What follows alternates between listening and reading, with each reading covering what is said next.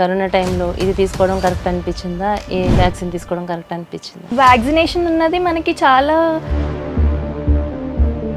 Cancer వచ్చినటువంటి పేషెంట్స్ని అంటే ఇంచుమించు లాస్ట్ స్టేజ్లోకి వెళ్ళిన వాళ్ళని కూడా 1 year లోపు ఏ డిసీజ్ వచ్చినా కూడా అసలు గ్యాస్ట్రిక్ సమస్య అసలు ఎందువల్ల వస్తుందంటారు? వస్తే కనుక మీరు ఏ విధమైనటువంటి ట్రీట్మెంట్ చేస్తారు? సో ఆహారం టైంకి తీసుకున్నా కూడా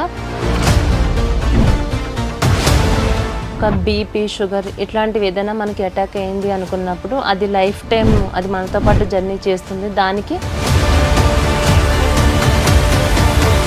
శాశ్వత పరిష్కారం ఖచ్చితంగా ఉంటుంది. కానీ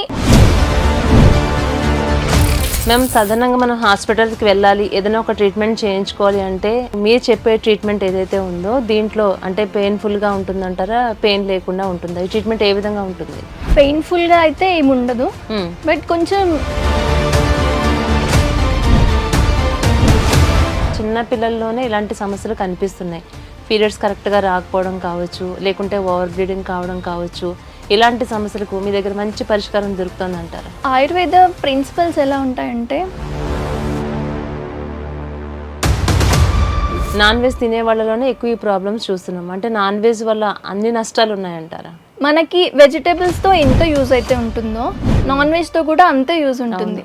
కానీ థైరాయిడ్ సమస్యతో బాధపడే వాళ్ళు కూడా చాలా మంది ఎక్కువనే ఉన్నారు. థైరాయిడ్ విషయానికి వస్తే మీరు ఏ విధమైనటువంటి ట్రీట్మెంట్ ఇవ్వగలుగుతారు?